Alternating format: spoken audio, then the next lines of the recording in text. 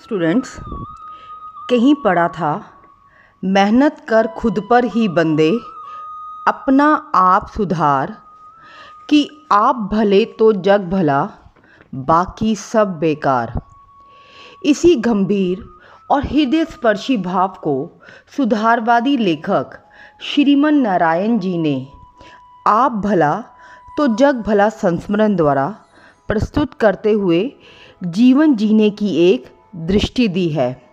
लेखक ने विभिन्न दृष्टांतों, प्रसंगों व उदाहरण द्वारा ये बताने का प्रयास किया है कि यदि मनुष्य भला है तो उसे सारा संसार भला दिखाई देगा।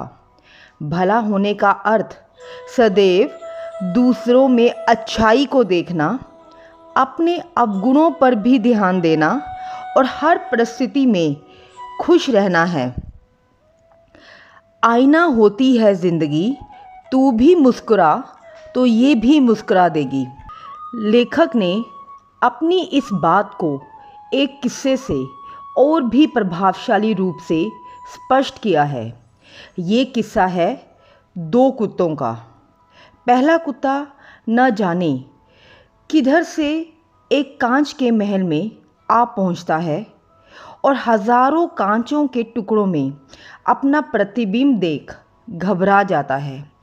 वह अपनी ताकत दिखाने के लिए भौंकने लगा और उसे भी सभी कुत्ते भौंकते नजर आए।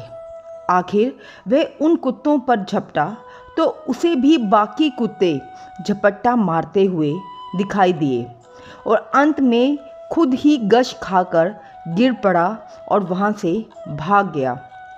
इसी तरह दूसरा कुत्ता भी महल में घुसता है और उसे भी हजारों कुत्ते दिखाई दिए, पर वह घबराया नहीं।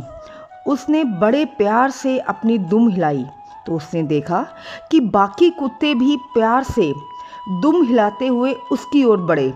वह अपने प्रतिबिंब से खेला और खुश होकर पूंछ हिलाता वहाँ से निकल गया।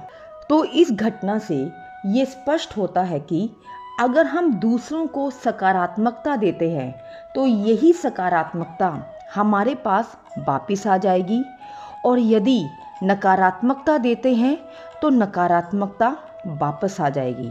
इसलिए बच्चों, जिंदगी का आईना जब भी उठाया करो, इसे पहले स्वयं को दिखाओ, फिर दूसरों को दिखाया करो।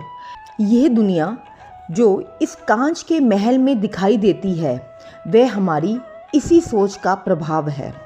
हम अपनी सोच को बदले बिना इस दुनिया को नहीं बदल सकते।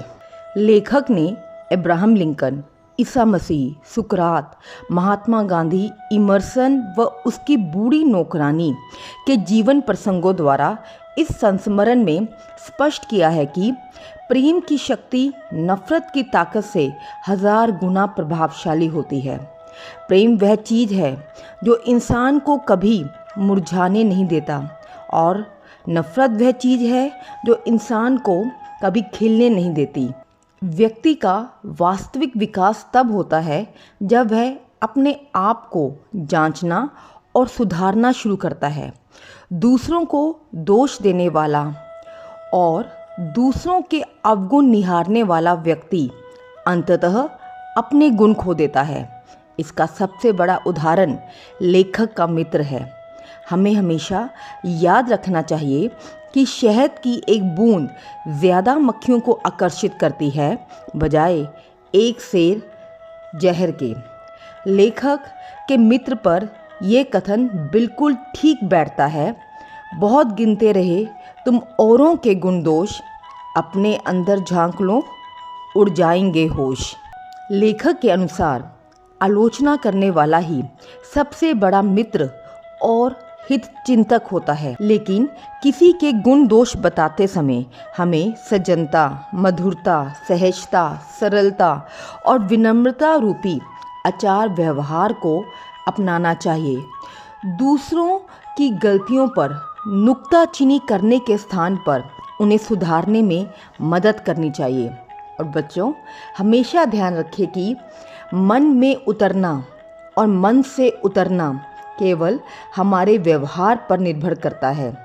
तो इसी विचार के साथ मैं आप बच्चों से अलविदा लेती हूँ और मिलते हैं अपने नेक्स्ट ट्यूटोरियल में इस पाठ के प्रश्नोत्तर के साथ। धन्यवाद।